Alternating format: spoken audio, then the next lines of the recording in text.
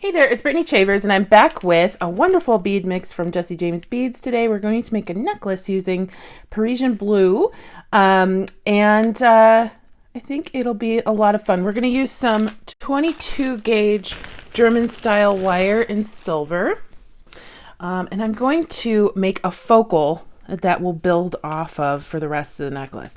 So I'm just going to cut a few inches. Then I'm going to take my pliers. I'm going to do a wire wrapped loop on one side. Just grab it right there, make a loop like that, and then I usually use my thumbnail or my fingernail to make a little bit of a crease in that loop to bend it back. And then I am just going to hold my loop and wrap my wire around a couple times here.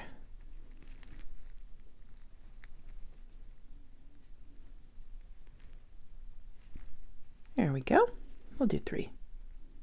You can do as many as you want, and you can make it as messy as you want. So I'll snip my tail, and I'm going to pile on some beads from the Parisian blue bead mix today. These are the 3 I'm going to make our pendant or focal from. It's not going to really be a pendant, it's just going to be the focal center of the necklace. I'm going to put on these little beige or gray crystal rondelles, a metal spacer, and then I'm going to pile on all 3 of these briolets.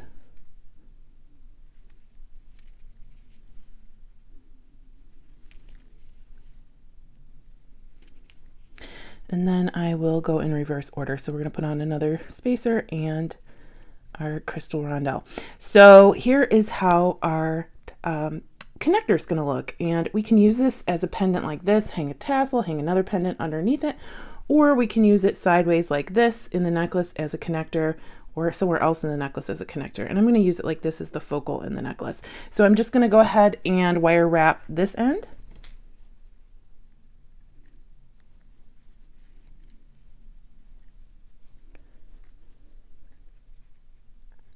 And then we'll go around 3 times, just like we did on the other side. And snip.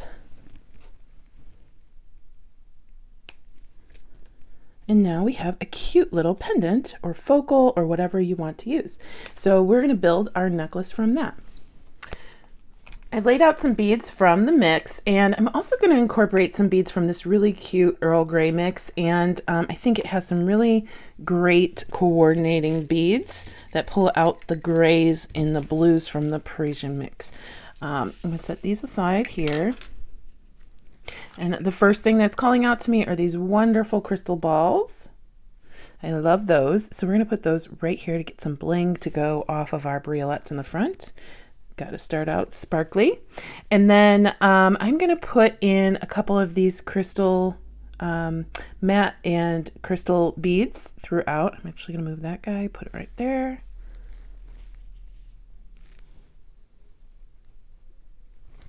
And I'm seeing a lot of these little crystal rondelles, and they're super cute, so I want to incorporate some of those. And I want to accentuate these large crystals that came in the Parisian mix with some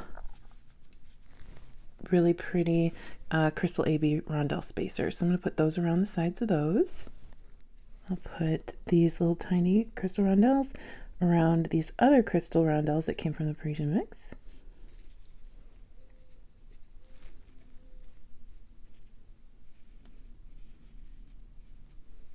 And then I'm going to slip in some of these little marguerite beads in between our larger glass beads.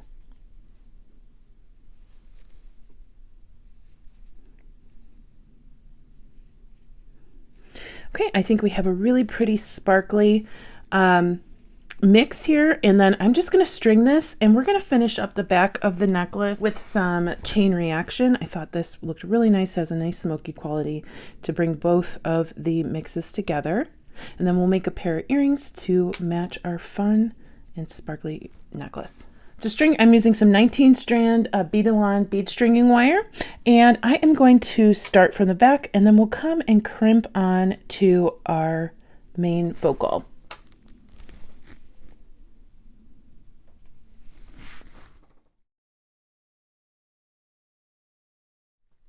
I've grabbed a crimp bead. I'm going to string on my wire and then put that wire through the loop on my focal and bring it back through my crimp bead. You have a couple choices here. You can use a flat crimp, since this is a pretty lightweight necklace, or you can use a folded crimp. Today I'm going to do the folded crimp. So I'll slide that down just so we have a little bit of movement, that it's not too tight. We want to make sure that our two wires aren't crossing. We'll set that inside of our crimping pliers in the deepest valley. And then we'll go ahead and crimp. So it should look like that. I'll turn it 90 degrees and we'll fold again. And then I'll just walk it back up, crimping. I'm not pressing too hard. And then I'm going to feed my wire down through a couple beads just to make it look a little more cohesive. Sometimes when you cut the wire right at the crimp bead, it doesn't look very great. So I like putting at least through one bead at least when you're doing it, if not two, if you can fit them through. And then I'll come through and trim that wire when I'm finished. I'm going to come up the other side and I'm going to attach this strand to my chain reaction. So open the chain reaction and be careful when you're opening chain reaction. The loop on the chain reaction is memory wire. It's memory wire hard, meaning if you use your regular cutters, it will damage them. So either use your memory wire cutters or you can just use them as work the beads off the split ring. So I'm just going to choose one end of my chain, grab a crimp bead, and then I'm going to come through my chain and then back through my crimp bead. And before I crimp here, I'm going to pull that second string back down through a couple of these beads, and that'll help me again have an easier transition into the necklace, but also give me some leverage while I'm trying to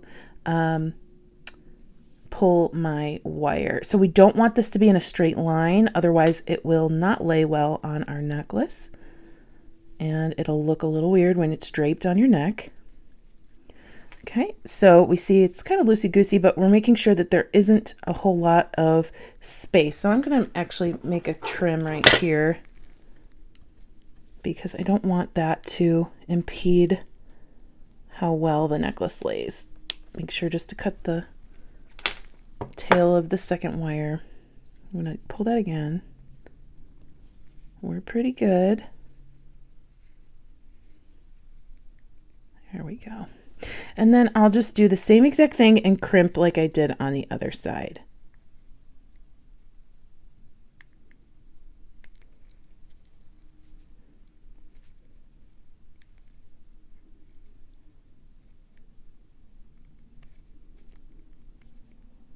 There we go.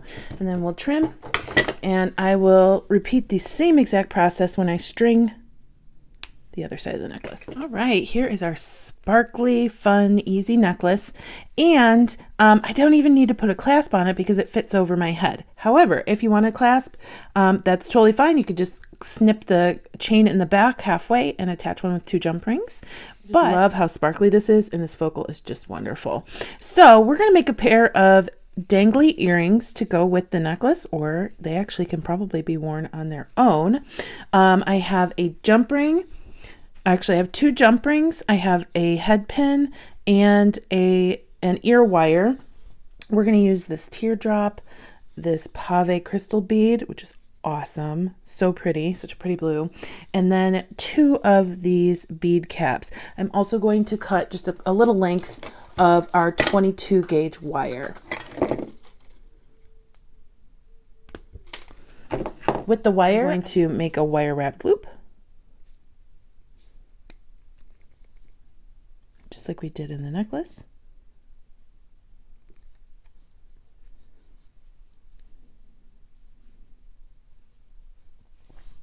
Trim that tail.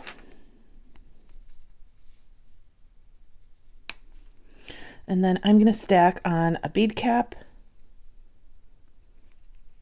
our rondelle, our pave bead, and another bead. We're also going to need this cage bead from the mix as well. And I'm just going to do another wire wrapped loop here. So we made a little bit of a connector. It doesn't matter which way your loops are facing because there's really no front or back to this earring. There we go. We'll trim our wire and set that aside. Now I'm going to take my head pin and put it through my teardrop. And I'm going to do a wire wrapped loop on the top of that. And this wire is a little bit thicker gauge, a little bit more tough. So it just takes a little bit more elbow grease. Now I am actually going to use a second pair of pliers to pull this around because it's a little tougher on your fingers.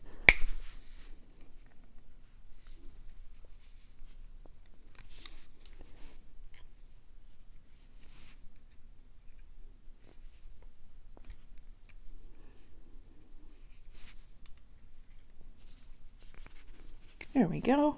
And then I'll just snip the excess.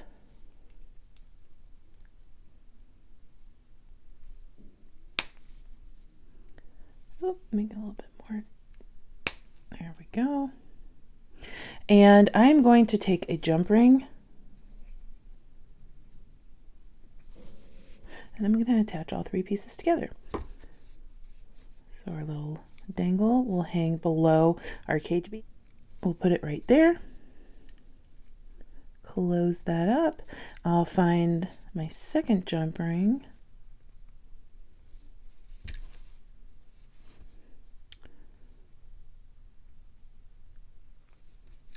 And then I'll just find the exact opposite of where we hung the first jump ring on our cage bead and hook that in.